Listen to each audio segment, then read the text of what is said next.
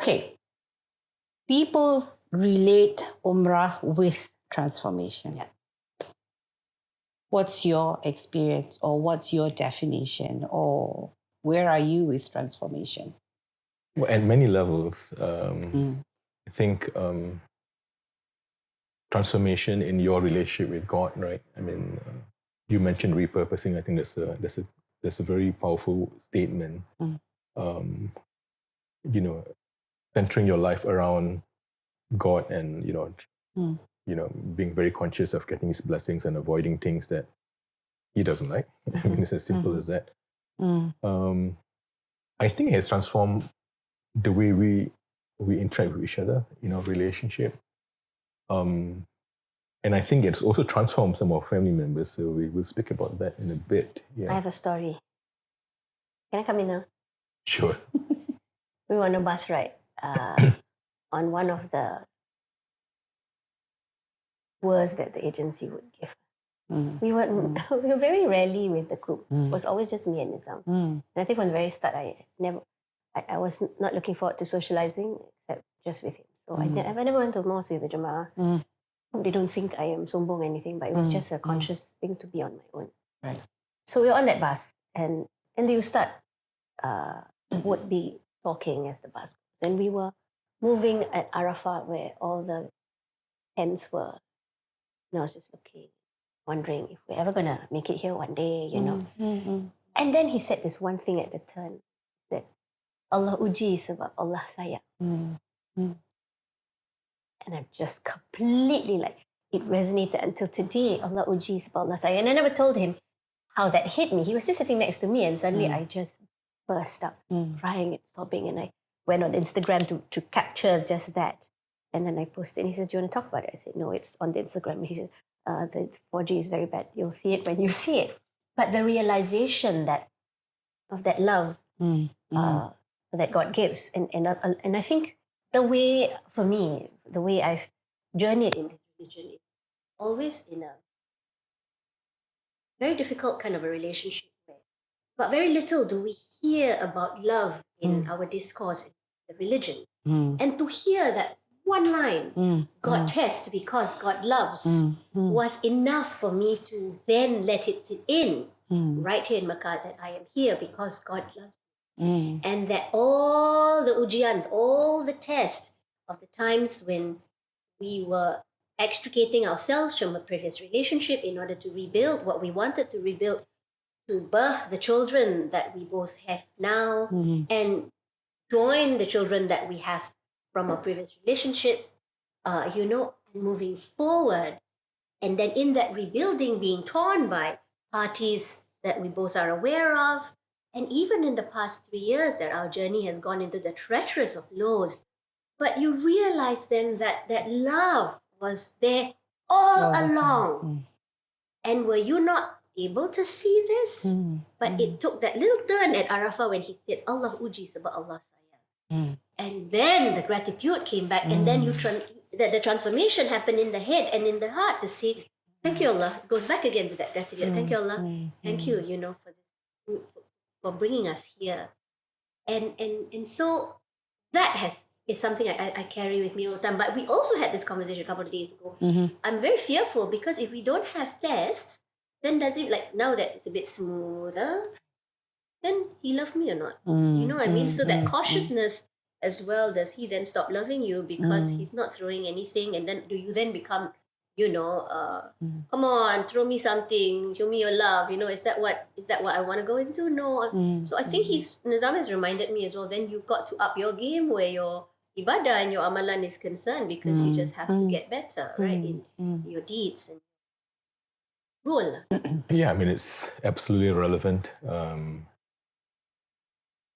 We have both been given lots of very deep challenges individually together. And some of them are really, really very deep challenges. And of course, at the point in time when you're going through those moments, it's very hard to say or to visualize that, okay, this is an act of love, right? Because you are suffering, it pains you deep within, or, it could be very existential, right? I mean, am I going to make it? yeah, but I think it was a very timely reminder. I mean, it didn't strike me at that point in time, but I think it is very real. Yeah, I think we are a lot stronger individually and also as a couple because of what we have gone through. Yeah, so absolutely. I mean, it is something that resonates, and it's quite remarkable as well. I mean, how we have journeyed these 10 years with many, many challenges, and we are here where we are, and we've gone through a very wonderful Umrah, so plenty to be thankful about. And that all that uji is about Allah sayang, and the idea of the test. This is a little something I wanted to share as well.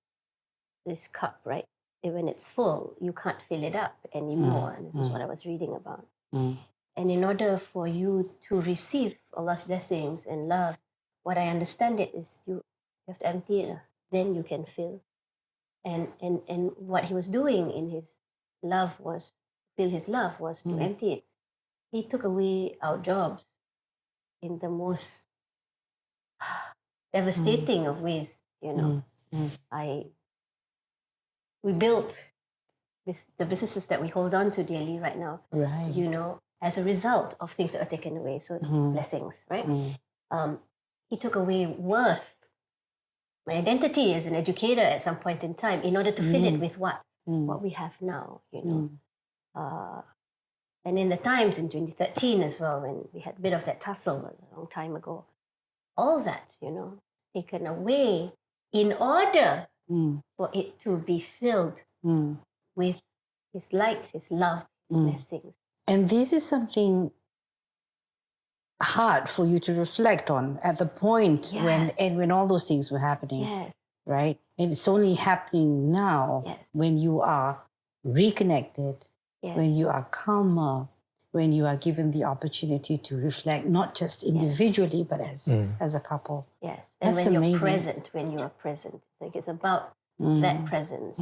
And I think the other thing I realized in this transformational journey was the idea of presence, life, and embodiment, that when we were doing our rites and rituals, what Nizam had made me understand was why we were doing what we were doing. Right? A lot of times we're always, we were being taught, just do. Don't ask me any question lah. Don't ask. Why 7 times? Why this part you must lari anak a bit? You know? But I'm just very glad that you were able to guide me in that way to understand. And so I can transform the way I see how I do what I do and why I do what I do. So that we are embodying that journey of, you know, the very beings that have brought the religion to what it is and will continue to be. Right. And I think that was easy for me to understand, the idea of embodiment and presence, because it's a theatre term for me, you see. So you are embodying what Hajar is doing, right? The same way in a theatre space, you're rehearsing because there's a character, except this character was real. You know what I mean? So I thought that was transformative for me in order to understand the religion, the way that you had helped me to not be ashamed of asking questions, because you always tell me it's not a stupid question, just ask. Did you know that you were helping her out? No, it wasn't planned for sure. You know, I'm quite curious about a lot of things, right? And obviously in an Umrah, there are many, many rituals. That's right. And some, you know, so you just want to know why. So the whys for me is very important because it helps you understand why you're doing it. That's right.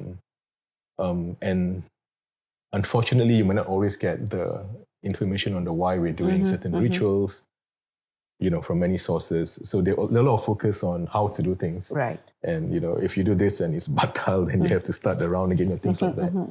But I'm curious. And so it was trawling through many resources, you know, whether books or online references to understand. And I just thought it makes it more interesting when you know why you're doing things. Yeah, but it wasn't, the intention wasn't, you know, to help Oniatta, but I'm glad that that had been helpful. Yeah. No, I just wanted to say thank you for that, because I think, I mean, if it's going to be purposefully done, I do not know what the outcome will be. But the fact that, you know, you use your curiosity, you know, to actually find meaning to the act itself is the essence of worshipping, to be honest with you. Like, you know, you need to understand why you ruku. why you ruku and why you do your sujood. I think it's really important for us because this conversation is surfacing a lot for me. Some of the taboo questions that we never get to ask, particularly around Umrah, or let alone our daily worshipping. Why we do certain Like things. he's got answers like why this part of the shoulder. Yeah. Right. Why It you was quite funny, right? What do you have to show your right shoulder? So it's like, why? I mean, only for that moment, right? Yeah. And And then- how do you even differentiate? Like, people say that we are praying to the Kaaba or as compared to all of us converging together in one direction, unifying. So there's a lot of layers and meaning for different worshippers from different time, different places. We have Yamani, Iraqi and all those things, right? So yeah, thank you for surfacing that and allowing that process, which you don't plan for. that's the uniqueness about having curiosity. And it's hard to talk about transformation because how do I go about saying, oh, I've transformed because now I do this. Last time I never do this, right? So I want to ask you, if you were to look at me and tell me, probably have to do the same with you, right? Do you see any transformation in me? Yeah, absolutely. I think, and there are the things that are manifest, like, there's a lot more focus and commitment to make sure that you are ready for prayer time, and there's been something visible, right?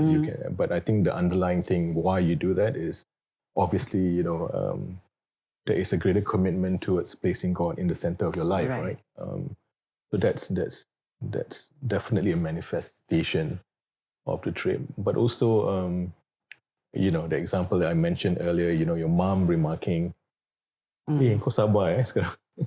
So that again is a transformation. And of course, in dealing with you as well,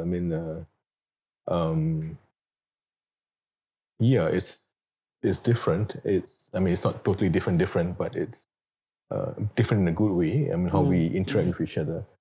I think we are kinder. We're more patient with each other most of the time. Mostly. And also, I think one interesting thing was, how that had a spillover effect on our kids. I think, kids being kids, but I think one very positive change was when the girls, right, became so committed for prayer time.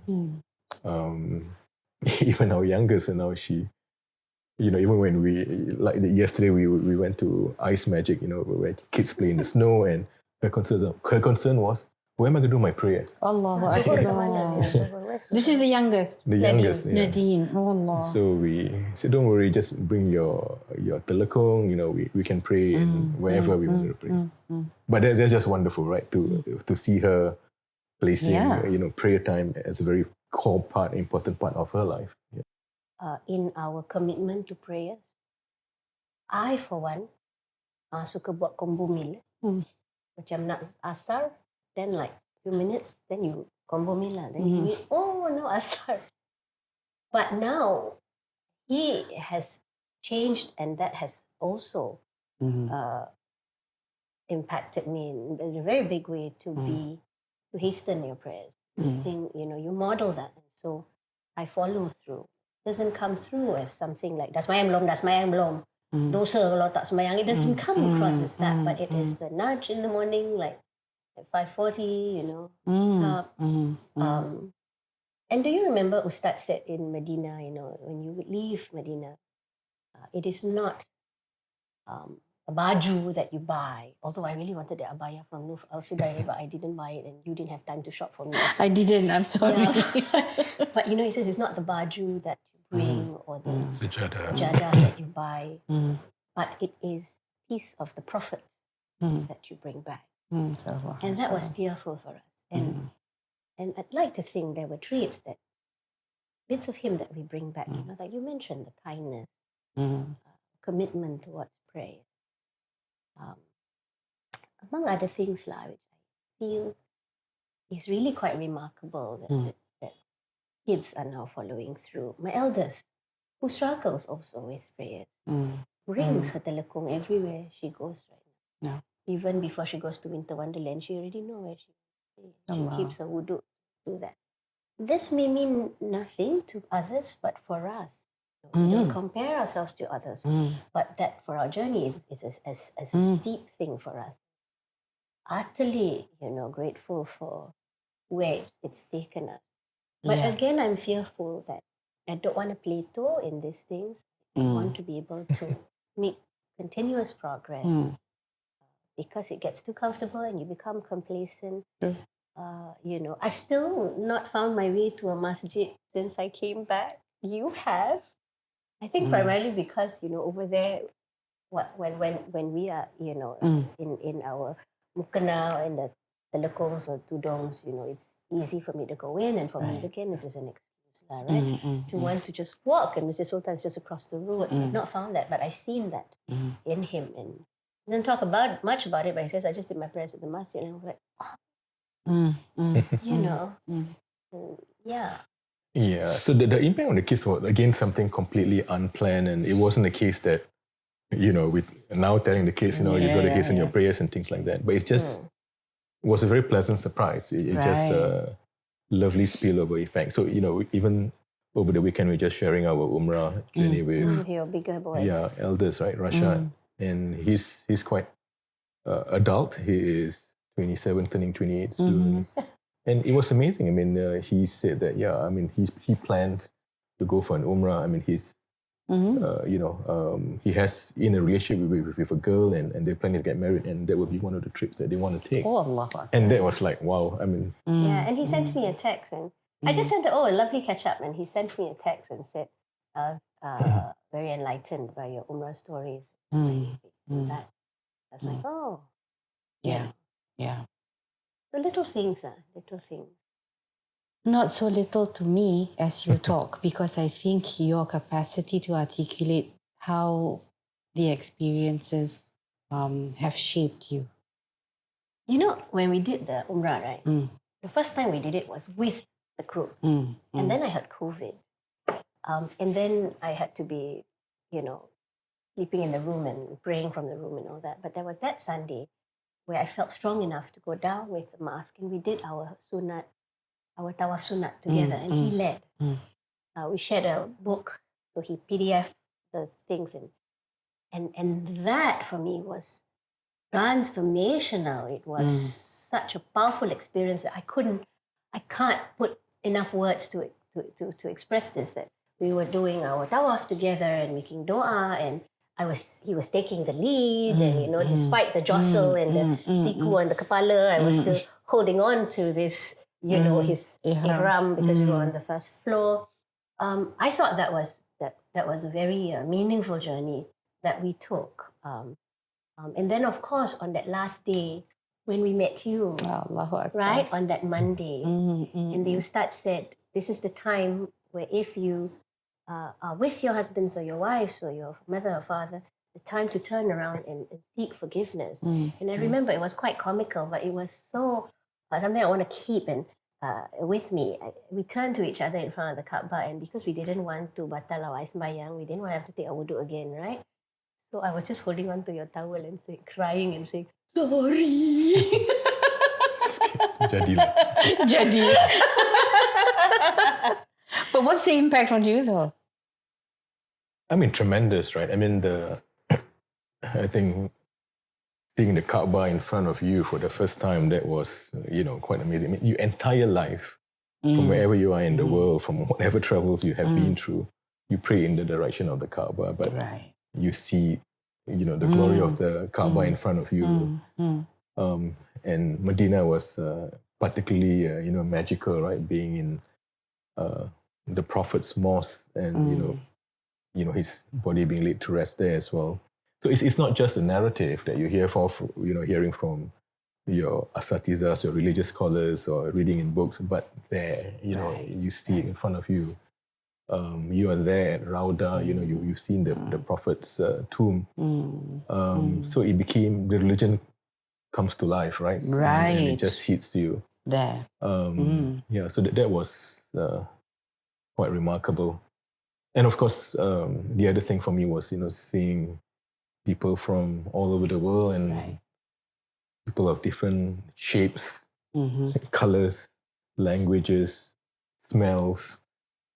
Size. Yeah. And they're all for a common purpose. Right.